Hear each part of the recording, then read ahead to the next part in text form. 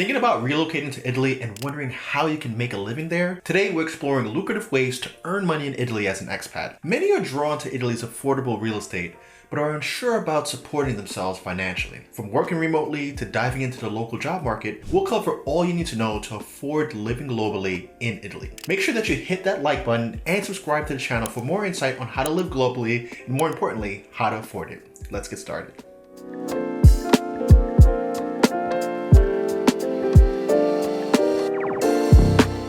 First up, remote work. Your gateway to living in Italy without getting involved in local labor laws. With a digital nomad visa, you can continue to work for your current employer or find remote jobs on platforms like simplytrabajo.com. This approach provides the flexibility to enjoy Italy's lifestyle while maintaining your income abroad, and that's going to be suited for anybody who's a native English speaker, especially in areas like teaching, tech, and anything that can be done remotely. In order to work remotely from Italy, obviously you need a stable internet connection. And what I find, even in the small town of Mussomeli, you can get internet speeds of 100 megabytes per second and a little bit faster. The internet is stable. It's enough to get the job done. You can have your video calls, reliable internet. You could trade stocks if you wanted to, if that was your thing. But if you're working for a company that is a remote provider like Simply Trabajo or Upwork or any of the platforms out there that allow you to get gig jobs or even full-time jobs, you would have the internet and infrastructure that you need. I think the most important thing is to set up a corner of your home, turn it into like your little home office. For example, in my 2-bedroom house in Mussomeli, I converted the top floor into my office area. So when it's time for me to go to work, I just go on upstairs. Since it is transformed into my workspace, I could put myself in the work mode. I'm the type of person that doesn't like to work from home, so I need to feel like I'm going to another environment to work. There aren't really co-working spaces in smaller towns, so you have to adapt your home to work for you. But if you could speak English, you have a digital skill, you can edit videos, you're a graphic designer, you have really good customer service experience or sales experience, I think finding a job remotely might be your best option because you're going to earn in US dollars, which right now is almost 1-to-1 with the euro. And I find that jobs in America tend to pay more than the local jobs in Italy, but more on that later. The next thing to consider is starting a local business. Italy's rich tourist industry offers fertile grounds for businesses, especially for those that cater to tourists. Whether it's a quaint cafe, a boutique tour company, or a bread and breakfast, businesses that enhance the tourist experience generally thrive there. Before diving in, obviously research local demands and regulations so that you don't get yourself caught up in a mess. To give you some insight into my own experiences, I have 2 properties there that I do rent out on Airbnb, and they do a lot better in the summer months. So in the town of Mussomeli, there's not that much tourism traffic. Most of the people who are staying at my place are coming in for local weddings, visiting family, or they're checking out cheap properties in Italy, especially the €1 properties. So those of you who've obviously seen what I've been doing here know that they're selling properties for $1 in Mussomeli. So oftentimes the people who stay with me have either just bought a home or are interested in buying a home. When visiting San Vito Lo Capo, I actually met an interesting woman who operates a bread and breakfast there. And what she does is she has a triple net lease on the structure, and she will be there from about March to almost November. And she would rent out this operating bread and breakfast. She works it, she helps with cleaning, helps with preparing breakfast, she's there to tend to all the guests.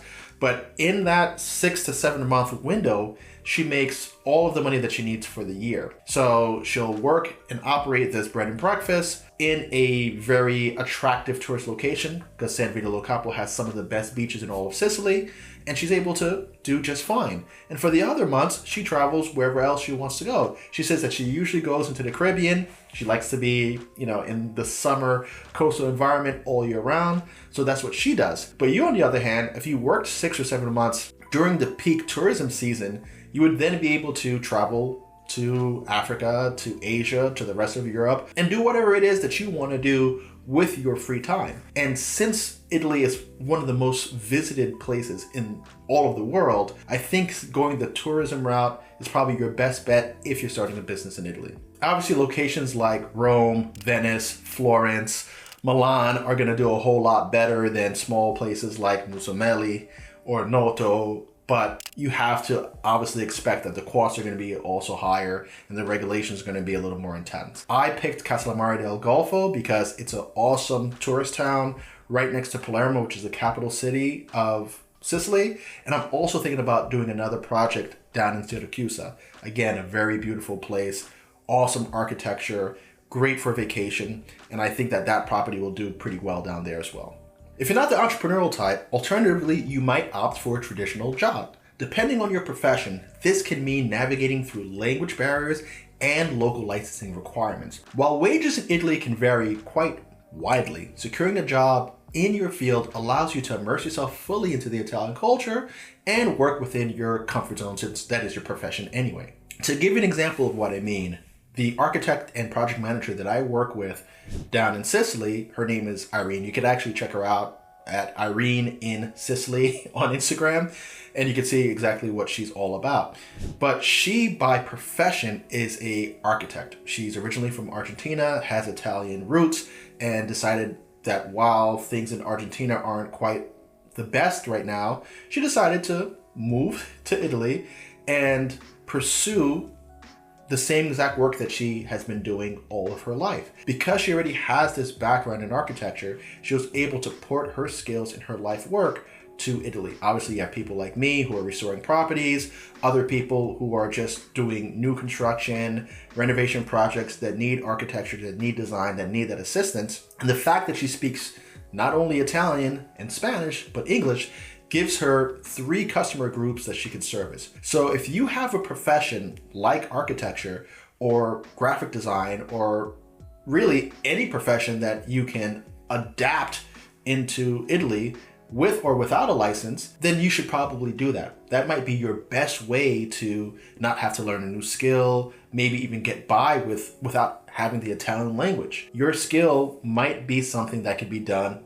regardless of what language you speak, using translation tools and just getting after it. If you're going to work locally and be employed as a resident in Italy, or capturing a visa that allows you to be employed, I think you're gonna have to learn Italian unless you're becoming an English teacher. And even if you were becoming an English teacher, having the Italian language is gonna be useful in your everyday life, especially when working with students where you might have to kind of tell them the nuances or the differences using their native language. At least that's how I would approach it. So whether you're leveraging remote work, launching a local business, or diving into Italy's job market, there are many ways to support your life in this beautiful country. If you're ready to start your Italian adventure, head over to simplytrabajo.com and create your profile to find remote job opportunities ideal for native English speakers. Don't forget to visit our website, entplife.com, for more tips on living globally and how to afford it. On my site, you can book a consultation call if you need guidance on moving internationally. We cover moving into Europe, South America, and more. So let's make your dreams of living in Italy a reality, and I'll see you in the next one. Take care.